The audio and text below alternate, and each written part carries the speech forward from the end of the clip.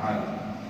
Di malam hari yang mulia ini kita sama-sama berkumpul di tempat ini di Masjid Al-Ihsan, di Masjid Al-Ihsan, demi untuk memperingati suatu peristiwa yang besar, peristiwa yang agung, yaitu peristiwa Isra dan peristiwa Mi'raj baginda Nabi Muhammad sallallahu alaihi wasallam. Peristiwa agung itu diceritakan oleh Allah Ta'ala dan diabadikan oleh Allah Ta'ala di dalam Al-Quran, sehingga Allah Ta'ala berfirman, Subhanalladzi asra bi'abdihi laylan minal masjidil haram ilal masjidil aqsa alladzi barakna hawlahu linuriyahu min ayatina innahu huwas samiul basir. Allah Subhanahu wa Ta'ala berfirman di dalam Al-Quran, Maha suci Allah yang telah memperjalankan hambanya di malam hari, di sebagian malam, dari Masjidil Haram ke Masjidil Aqsa yang diberkahi sekelilingnya oleh Allah Ta'ala, agar kami perlihatkan kepadanya tanda-tanda keagungan dan kebesaran kami. Innahu huwas samiul basir, sesungguhnya Dia Maha mendengar dan Dia Maha melihat. Hadirin wal hadirat yang dimuliakan Allah, di dalam ayat ini sangat menarik untuk dibahas. Bagaimana Allah Ta'ala menyatakan kemuliaan dirinya, keagungan dirinya, kehebatan dirinya. Allah mengatakan Maha suci aku. Di awal ayat itu Allah memuji dirinya dengan kesucian, dengan keagungan, dengan kehebatan. Maha suci diriku yang telah memperjalankan hambanya di malam hari dari Masjidil Haram menuju Masjidil Aqsa. Allah berbangga, Allah memuji dirinya yang agung dan mengatakan Maha suci aku, yang mana aku telah memperjalankan hambaku Nabi besar Muhammad SAW. Hadirin dan hadirat yang dimuliakan Allah, dalam ayat ini sangat menarik. Allah Ta'ala menceritakan dalam ayat itu, Allah tidak mengatakan Muhammad berjalan di malam hari dari Masjidil Haram atau kepada Masjid Aqsa. Allah tidak mengatakan Nabi Muhammad berjalan di malam hari. Tetapi yang dinyatakan oleh Allah, aku Maha suci diriku, Maha hebat diriku, kata Allah Ta'ala, yang memperjalankan Muhammad. Jadi Muhammad di dalam perjalanan Isra wal Mi'raj, beliau tidak berjalan dengan sendirinya. Beliau hanya objek yang dipilih oleh Allah Ta'ala untuk kemuliaan. Sehingga Allah Ta'ala mengatakan, akulah yang memperjalankan. Bukan dia yang dengan sendirinya berjalan di malam hari dari Masjidil Haram ke Masjid Aqsa sekejap mata, bukan. Muhammad manusia yang tidak memiliki kemampuan apapun, tetapi aku yang memilih dia, kata Allah Ta'ala. Aku yang memilihnya, aku yang memuliakannya dengan kemuliaan ini, sehingga akulah Tuhan yang Maha Agung yang memperjalankan hambaku sekejap mata dari Masjidil Haram ke Masjidil Aqsa. Sehingga kalian jangan, jika ingin bertanya bagaimana sosok Muhammad berjalan di malam hari dari Masjidil Haram ke Masjidil Aqsa, jangan tanya kepada Muhammad, dia tidak tahu apa-apa. Dia hanya objek yang aku pilih, kata Allah, untuk kemuliaan ini. Kalau kamu mau bertanya, bertanya kepada aku, bukan kepada Muhammad. Dia hanyalah sosok yang aku pilih untuk kemuliaan ini. Maka itu dalam ayat Allah tidak mengatakan Maha suci, atau Allah tidak mengatakan Muhammad berjalan dari Masjidil Haram ke Masjidil Aqsa, tidak. Tetapi Allah memperjalankan Muhammad. Jadi Allah berbicara tentang dirinya yang Maha mampu untuk memperjalankan sosok Muhammad itu sekejap mata. Hadirin, jangankan hanya sekedar memperjalankan Muhammad dari Masjidil Haram ke Masjid Aqsa sekejap mata, yang lebih dari itu Allah mampu untuk melakukannya. Allah menciptakan langit dan bumi, Allah menciptakan alam raya, Allah menciptakan segala apa yang ada di alam semesta ini dengan begitu indah, dengan keseimbangannya, dengan keakurasiannya, hingga Allah Ta'ala mengatakan di dalam Al-Quran, Tabarakalladzi biyadihil mulk wa huwa ala kulli syai'in qadir alladzi khalaqal mauta wal hayata liyabluwakum ayyukum ahsanu amalan wa huwal azizul ghafur alladzi khalaqa sab'a samawatin tibaqa ma tara fi khalqir rahmani farji'il basara hal tara min futur thumma rji'il basara karrataini ainqalib ilaikal basaru khasi'an wa huwa hasir.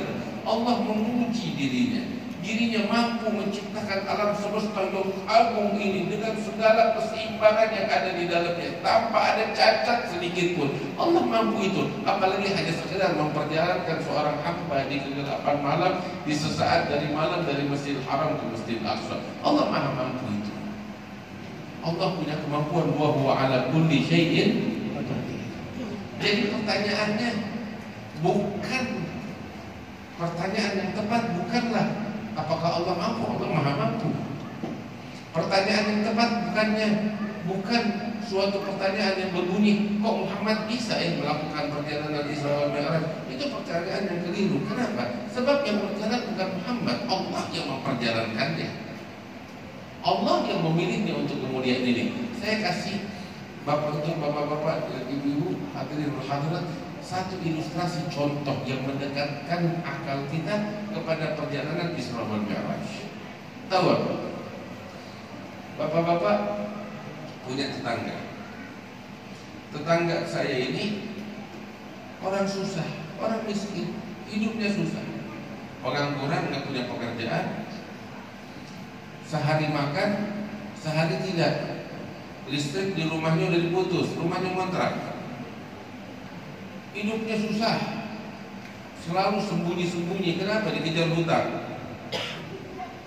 Terus yang lebih parah dari itu, istrinya 4 lagi. Iya, bagaimana dia hidup itu? Keadaannya berat. Berat. Kerjaannya ini orang hanya di masjid. Karena apa? Ya nggak punya pekerjaan. Kalau dia punya pekerjaan, dia di toko, dia di pasar. Tapi nggak punya pekerjaan, dia kerjanya cuma di masjid, sholat, ibadah, mengaji, bersih-bersih, selesai. Tapi hidupnya susah, keadaannya berat. Satu kali orang ini menghilang, lebih kurang 2 pekan, 2 minggu. Orang-orang bertanya, kemana ini? Yang biasa di masjid, hilang 2 minggu. Tiba-tiba setelah 2 minggu dia muncul lagi, pakai gamis yang bagus, gamis sampai merek apa itu kan? Merek asli. Ya, gamis yang bagus, bawa tasnya, bawa air zam-zam, korma, wangi, harum. Ditanya, dari mana kamu? Saya baru pulang umroh. Saya baru pulang. Percaya nggak kira-kira? Percaya nggak? Sulit dipercaya. Kita semua bakal bertanya-tanya, bagaimana orang ini bisa pergi umroh, hidupnya aja susah, dikejar hutang, nggak punya pekerjaan, pengangguran, berat keadaannya, sehari makan sehari enggak, listrik di rumah kontrakannya diputus. Tahu-tahu main asal datang pulang, bilang saya baru pulang umroh. Dari mana? Kita nggak bakal percaya. Ini orang secara fisik nggak punya kemampuan untuk berangkat umroh. Kita nggak ada berpercaya. Nggak mungkin kamu bisa berangkat umroh. Dari mana duitnya? Ya kita tahu kamu ketiban utang. Ngidupin diri sendiri aja susah, apalagi ngidupin 4 istri. Iya. Tahu-tahu sekarang datang pakai gamis baru pulang umroh. Dari mana ini? Ini jangan-jangan gamisnya hanya sekedar pinjaman. Nggak mungkin kamu pergi umroh. Akhirnya dia bilang, kamu nggak percaya saya umroh? Betul, kalau lihat saya fisik, saya punya utang banyak, hidup susah, nggak mungkin saya pergi umroh. Tetapi tetangga saya ini, ya, bos batu bara. Setiap sebulan sekali berangkatin orang pergi umroh. Tiap sebulan sekali. Nah kebetulan dia pilih saya untuk diberangkatkan umroh. Percaya nggak sekarang? Percaya. Oh, bos batu bara yang berangkatin umroh. Percaya, dia emang bos kaya raya, orang baik, selalu memberangkatin orang umroh. Kebetulan orang ini beruntung. Beruntung apa? Dipilih bisa pergi umroh. Baru percaya kan sekarang. Kalau dia bilang saya pulang umroh, kita nggak ada yang percaya. Tapi ketika dia bilang saya diberangkatin umroh, semua orang percaya. Yang jadi pertanyaan, kok kamu untung diberangkatin umroh? Kenapa kamu yang diberangkatin umroh bukan saya? Itu pertanyaannya yang tepat. Ya kan? Ketika dia bilang saya baru pulang umroh, semua bertanya-tanya, kok bisa? Gak mungkin kamu bisa berangkat umroh. Tapi ketika dia bilang saya diberangkatin umroh, semua orang langsung percaya memang benar. Yang jadi pertanyaan, kok kamu yang diberangkatin bukan saya? Ada apa dengan kamu? Itu pertanyaan yang tepat. Persis seperti Nabi besar Muhammad SAW. Semua orang bertanya-tanya, kok bisa manusia melakukan perjalanan seperti itu?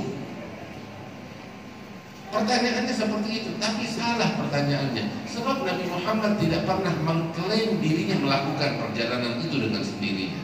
Beliau nggak pernah bilang di dalam ayat Al-Quran maupun di dalam hadis, beliau katakan secara itu aku melakukan perjalanan. Tidak pernah. Tetapi yang beliau katakan, aku diperjalankan, aku diperjalankan, katanya Nabi Muhammad. Bahkan dalam ayat sendiri Allah mengatakan, Subhanalladzi asra, maha suci Allah yang memperjalankan seorang hambanya. Jadi kalau berbicara bukan berbicara tentang Muhammad, berbicara tentang itu bos batubara.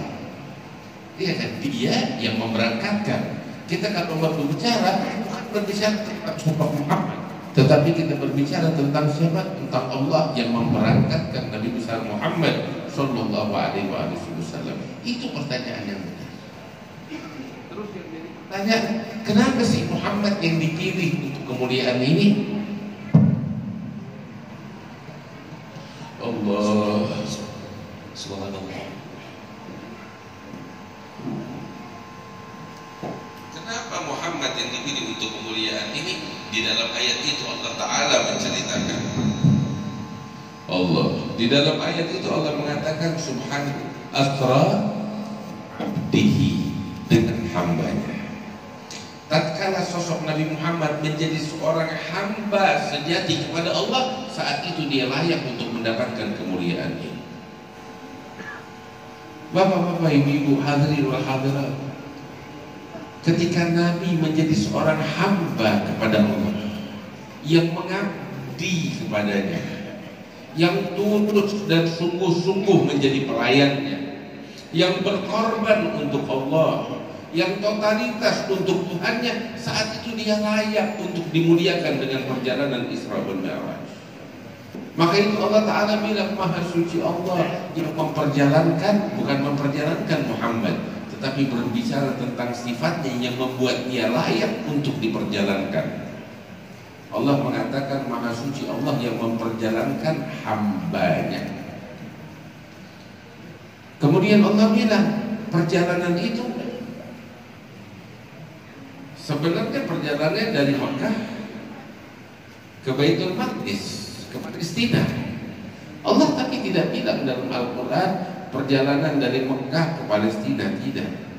Tapi lihat bagaimana Allah katakan minal masjidil harami ilal masjidil aqsa, dari masjid ke masjid, yang artinya perjalanan itu adalah perjalanan ibadah, bukan sekedar tamasya untuk melihat-lihat, bukan sekedar tamasya untuk refreshing, menyenangkan diri dan foya-foya, tetapi perjalanan itu adalah ibadah dari masjid ke masjid, dari Masjid Al-Haram ke Masjidil Aqsa, yang diberkahi sekelilingnya.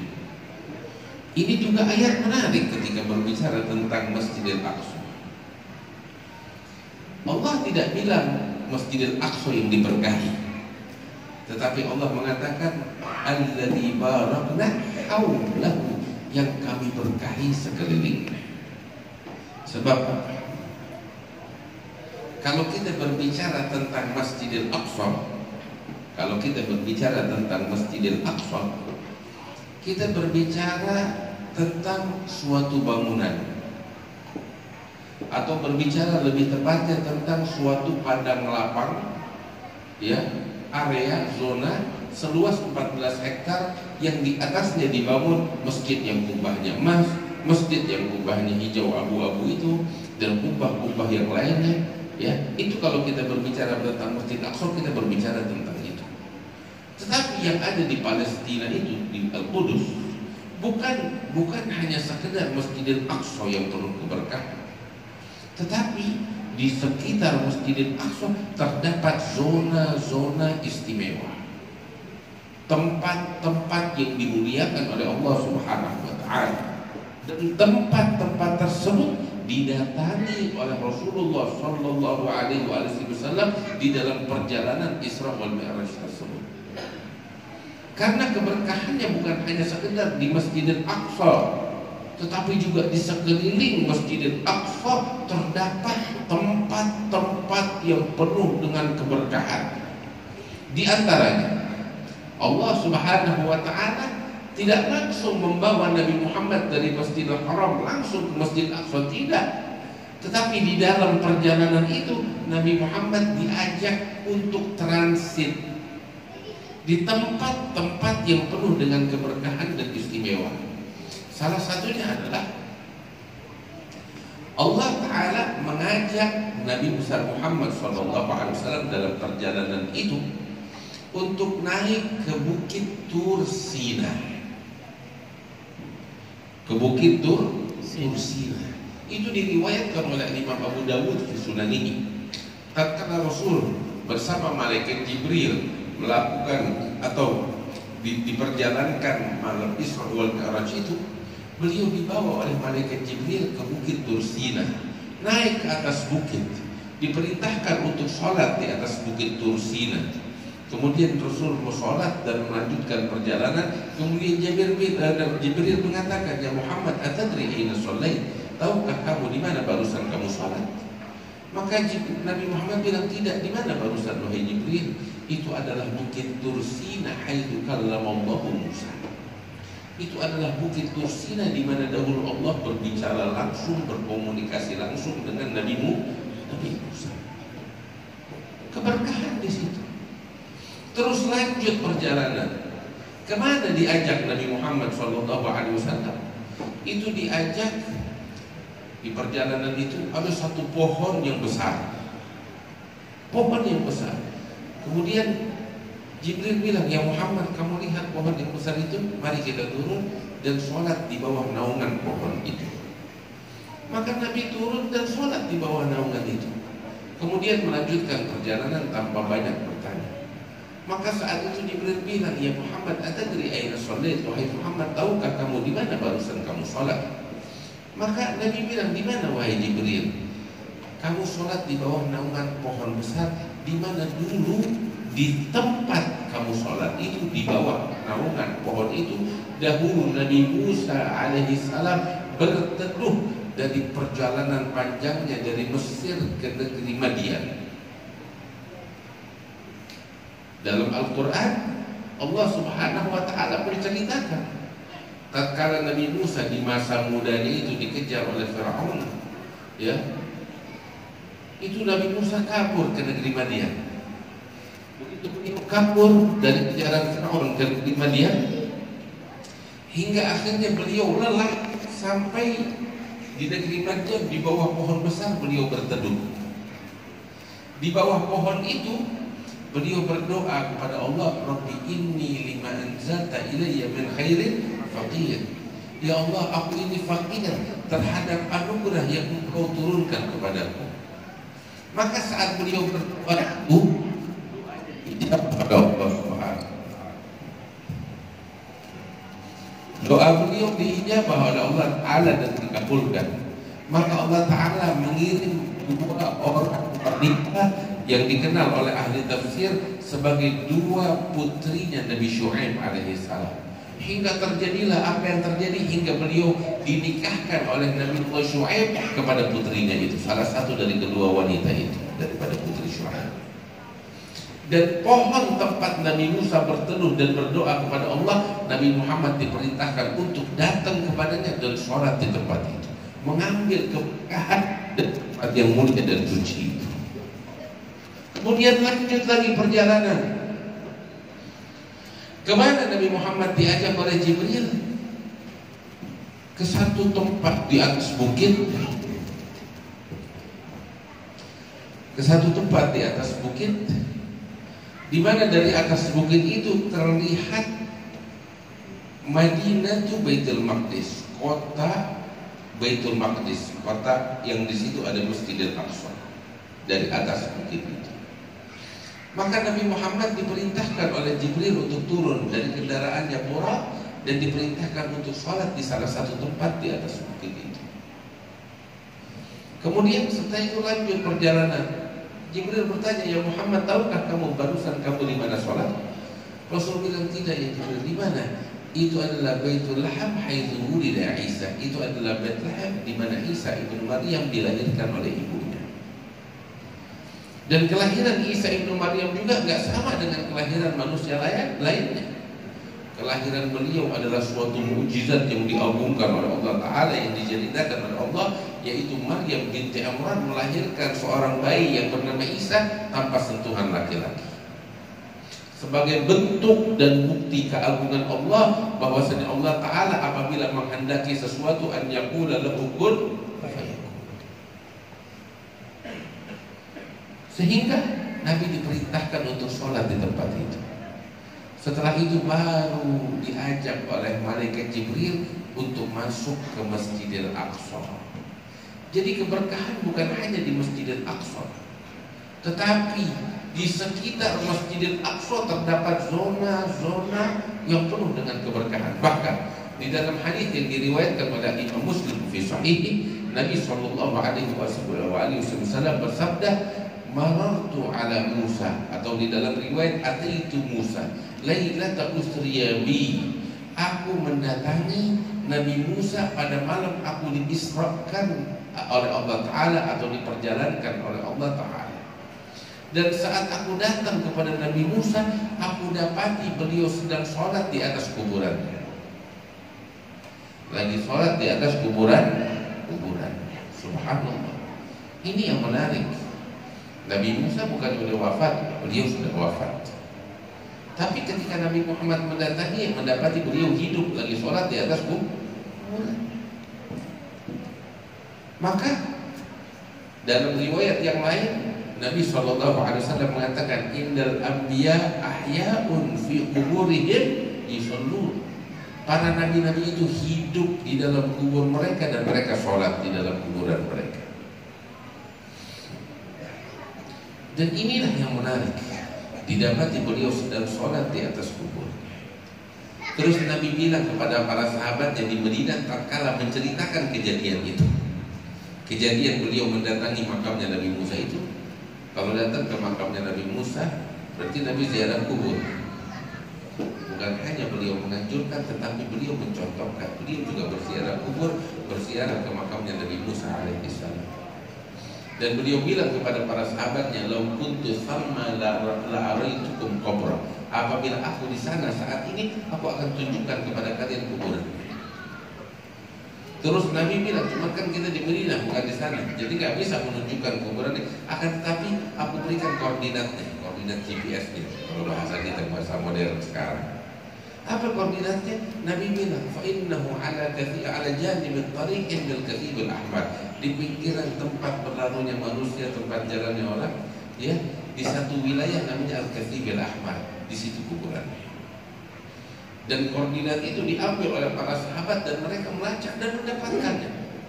Sampai generasi demi generasi hingga ketika Masjidil Aqsa disucikan oleh Salahuddin Al-Ayyubi dan diterangkan orang-orang kafir yang dimurkai oleh Allah Ta'ala, beliau membangun lagi negeri Palestina itu, ya, dihidupkan lagi. Dan diantaranya itu kuburan Nabi Musa dibangun masjid di atasnya oleh Salahuddin Al-Ayyubi sesuai dengan koordinat yang diberikan oleh Nabi Muhammad SAW. Titik GPS-nya itu dikasih tahu oleh Nabi Muhammad. Dan hingga saat ini, sehingga betul-betul Masjidil Aqsa dan sekitarnya itu adalah tempat yang penuh keberkahan dari Allah Subhanahu wa Ta'ala. Maka itu Allah Ta'ala bilang di dalam Al-Quran, Alladzi barakna haulahu, yang kami berkahi sekelilingnya. Bukan hanya sekedar Masjidil Aqsa yang berkah dan dituju, tetapi sekelilingnya pun diberkahi oleh Allah Subhanahu wa Ta'ala. Untuk apa sebenarnya perjalanan Isra wal Mi'raj? Untuk apa Nabi Muhammad diperjalankan oleh Allah Ta'ala dari Masjidil Haram ke Masjidil Aqsa? Dalam ayat itu Allah mengatakan linuriyahu min ayatina, agar kami perlihatkan kepadanya tanda-tanda.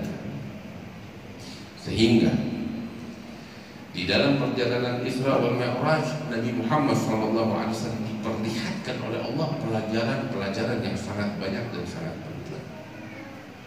Beliau menyaksikan perumpamaan yang Allah perlihatkan kepada Nabi Muhammad SAW yang amat sangat banyak sekali. Kita kalau membahas satu persatu tentang apa yang disaksikan oleh Rasul SAW, ini sampai subuh sampai besok nggak selesai. Kita aja sekarang baru berbicara sedikit dari ayat Subhanalladzi asra bi'abdihi lailan minal masjidil harami ilal masjidil aqsa linuriyahu min ayatina, agar kami perlihatkan kepadanya tanda-tanda. Baru kita bicara tentang itu udah mau setengah jam kita bicara. Apalagi kalau kita mau berbicara tentang apa yang disaksikan oleh Rasulullah. Namun intinya, hadirin hadirat yang dimuliakan Allah, apa sebenarnya yang bisa kita petik dari pelajaran ini? Banyak, bukan sedikit. Salah satu pelajaran yang bisa kita petik adalah kita dianjurkan dan dicontohkan oleh Nabi Muhammad SAW untuk menelusuri tempat-tempat yang diberkahi oleh Allah. Kalau bahasa kita sekarang, berziarah, baik itu ke makam orang-orang saleh maupun ke tempat-tempat yang diberkahi oleh Allah. Alhamdulillah kita diajarin untuk itu oleh guru-guru kita. Datang berziarah ke makam-makam orang-orang saleh, kita berkunjung ke tempat-tempat ibadah mereka, tempat-tempat suci mereka. Itu diajarkan oleh para ulama kita, dan itu mencontoh dari perjalanan Isra wal Mi'raj Nabi besar Muhammad sallallahu alaihi wasallam. Itu yang bisa kita petik. Sebab Nabi di perjalanan itu datang ke tempat-tempat yang penuh keberkahan sebagaimana tadi kita ceritakan. Dan hal itu bukanlah syirik, bukanlah bid'ah, bukanlah hal yang dilarang.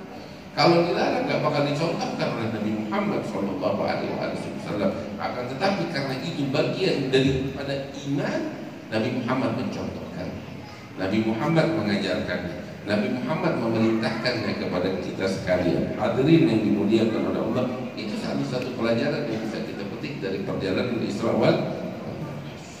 Adapun pelajaran penting lainnya yang bisa kita petik sebenarnya banyak, seperti saya bilang, cuman kita petik salah satunya. Tahu apa yang sering kita dengar? Kewajiban sholat 5 waktu.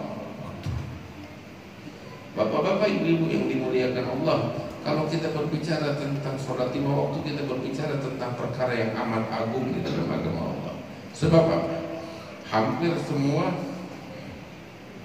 Hampir semua perintah yang Allah perintahkan kepada kita sekalian umatnya itu, Allah perintahkan atau Allah berikan kepada Nabi Muhammad melalui perantara malaikat Jibril alaihissalam.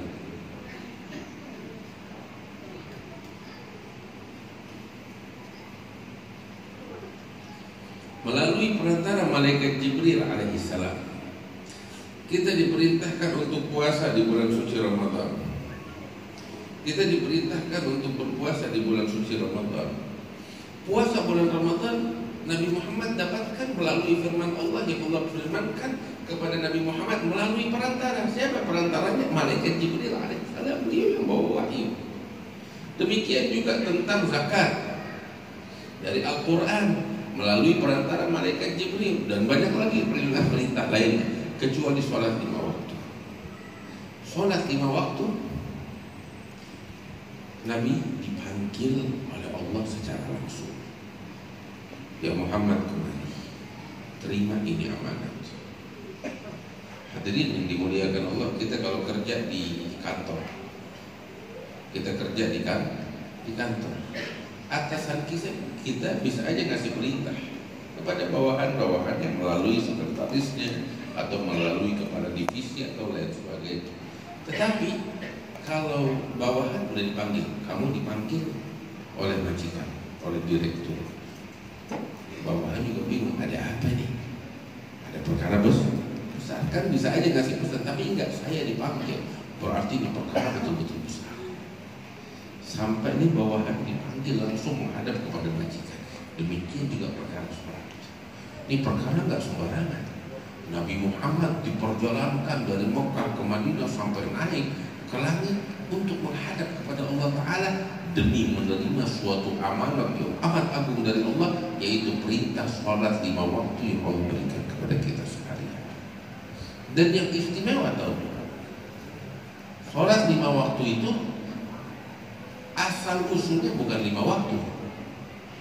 Berapa? 50 waktu. Tetapi Allah meringankannya untuk kita karena Allah sayang. Allah sayang sama kita.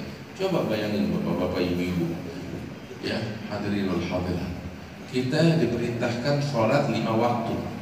Sebelumnya itu bukan 5 waktu, 50 waktu. Saya nggak bilang 50 rakaat, saya bilang 50 waktu. Dan memang itu yang diperintahkan, aslinya itu 50 waktu, bukan 50 rakaat. Kita yang 5 rakaat ini, 5 waktu ini 17 rakaat. 5 waktu ini 17 rakaat. Kalau 50 waktu tuh bisa 170 rakaat minimal. Iya kan? 50 waktu, Masya Allah. Kalau 5 waktu ada zuhur, asar, maghrib, isya, subuh. Kalau 50 waktu, gimana tuh kita sholatnya? Kita dikasih sama Allah 24 jam. Sehari semalam 24 jam. Kalau kita diperintahkan untuk sholat 50 waktu, berarti sekitar 25 menit sekali kita harus sholat. Terus selama 24 jam, sekitar setiap 25 menit sekali kita mesti sholat. Wajib lagi sholat. Apalagi berjamaah, nggak bisa hidup kita. Bagaimana kita mau beraktivitas? Baru memulai aktivitas, udah waktunya sholat. Mau makan, baru sebelum selesai masak, udah mesti sholat. Nggak selesai urusan kita. Ada orang yang mohon maaf di kamar mandi, di toiletnya sampai 1 jam. Bagaimana sholatnya tuh? Ya ada kan yang seperti itu. Gimana sholatnya? Artinya kalau, tapi inilah kewajiban dari Allah. Begitu Nabi Muhammad SAW menerima 50 waktu, turun dari langit. Di tengah perjalanan turun dihadap oleh Nabi Musa alaihissalam. Nabi Musa bertanya, ya Muhammad, apa yang kamu terima dari Tuhan? Nabi Muhammad bilang, aku menerima 50 waktu. 50 waktu. Nabi Musa bilang, umatku ini umat yang lebih kuat fisiknya dari kamu, dan diperintahkan oleh Allah Ta'ala kewajiban yang lebih ringan daripada 50 waktu. Mereka nggak bisa ngejalaninnya. Apalagi umatku yang lemah terus diperintahkan perintah yang lebih berat dari umatku, pasti mereka nggak mampu menjalankannya, kata Nabi Musa. Karena itu mintalah keringanan kepada Tuhanmu. Nabi dengar begitu menoleh kepada malaikat Jibril, gimana pendapatmu Jibril? Maka Jibril bilang, silahkan minta keringanan. Nabi balik menghadap kepada Allah meminta keringanan. Diringankan 5, dalam riwayat 10. Balik ke Nabi Musa, Allah berikan 45 atau 10. Nabi Musa bilang, belum, kurang, minta keringanan lagi. Pulang balik. Dari 50 turun, kurangin 5, kurangin 5, kurangin 5, kurangin 5. Terus sampai tersisa cuma 5 waktu. Setelah itu datang ke Nabi Musa, dikurangi berapa sekarang 5 waktu, masih kurang, minta lagi keringanan sama Allah Ta'ala dari 5 waktu. Nabi Muhammad bilang, ya Musa, dari 50 sampai 5 saya mau minta kekurangan lagi, saya malu sama Allah, saya malu. Maka saat itu Allah mengatakan kepada Nabi Muhammad SAW, ya Muhammad, innahunna khamsun wa innahunna khamsun. Dia itu tuh sholat itu yang aku tetapkan 50 waktu, tetapi aku ringankan kepadamu menjadi 5 waktu, tetapi pahalanya tidak aku kurangkan. Sholatnya 5 waktu, tapi pahalanya pahala 50 waktu. Beruntung kita jadi umat Nabi Muhammad SAW. Maka itu rugi. Siapa yang merugi? Orang yang udah didiskon oleh Allah Ta'ala masih gak mau sholat.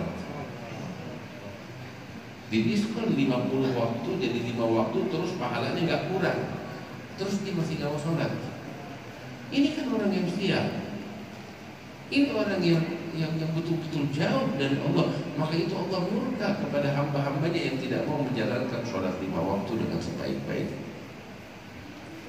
Sampai Allah Ta'ala bilang dalam Al-Quran, fawailun lil musallin alladzina hum an sholatihim sahun alladzina hum yura'una wa yamna'una. Celaka. Siapa celaka? Orang-orang yang lalai dari sholatnya, yang mengundur-undur sholat dari waktunya. Sampai dalam sebuah asar disebutkan sebagaimana diriwayatkan oleh Imam Samarqandi, bahwasanya disebutkan dalam asar, man taraka as-salata muta'ammidan kutiba ismuhu ala babi jahannam fulan ibnu fulanin la budda min dukhulin nar. Barang siapa yang meninggalkan sholat secara sengaja, maka ditulis namanya di atas pintu api neraka.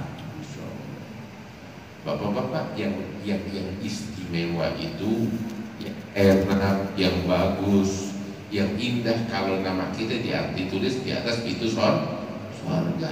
Tapi sial, rugi jika nama seseorang ditulis di atas pintu api neraka. Dan Nabi bilang dalam riwayat itu sebutkan bunyi tulisannya apa? Fulan bin Fulan wajib masuk neraka melalui pintu ini. Nauzubillah. Kenapa? Karena dia meninggalkan sholat secara sengaja. Ini pelajaran penting yang harus kita ambil dari perjalanan Isra dan peringatan Isra dan Mi'raj. Kita tingkatkan kualitas sholat kita menjadi sholat yang terbaik. Sholat yang terbaik itu bagaimana? Minimal di awal waktu berjamaah.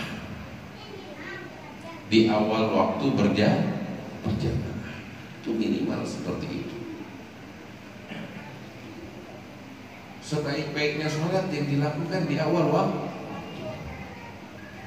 Ditanya Rasulullah, an afdalil amal, amal apa yang paling afdal?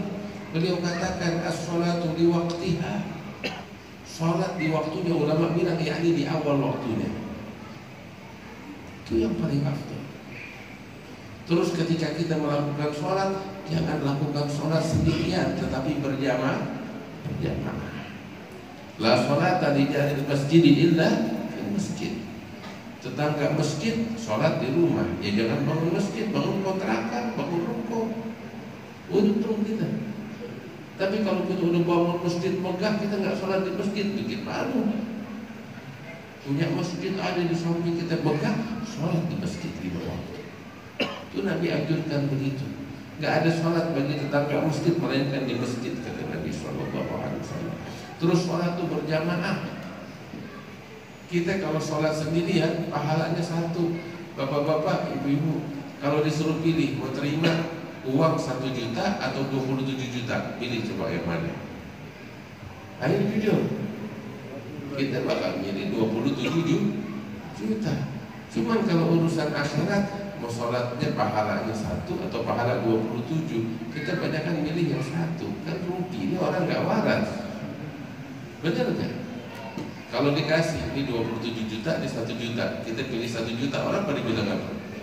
Lu gila, 27 juta ditolak, mengambil 1 juta, kamu gak mau kasih saya sini, saya belanja. Iya kan? Nah ini bayangin, bagaimana orang yang meninggalkan sholat berjamaah, padahal Nabi Muhammad SAW mengatakan sholatul jamaah tafdulu ala sholatil fard bisab'in wa isrina. Itu Nabi bilang. Karena itu hadirin dan hadirat yang dimuliakan Allah, ini kita udah jam 11 malam, ya biasakan sholat 5 waktu berjamaah di awal waktu. Ini ambil pelajaran ini dan biasakan ambil keberkahan dari tempat-tempat yang suci, dari tempat-tempat para ulia Allah, para salihin, berziarah ke makam mereka, ke tempat ilmu mereka, tempat ibadah mereka, sehingga kita menjalankan apa yang dahulu dicontohkan oleh Nabi besar Muhammad Sallallahu Alaihi Wasallam. Alhamdulillah, malam hari ini adalah malam yang berkah untuk kita sekalian.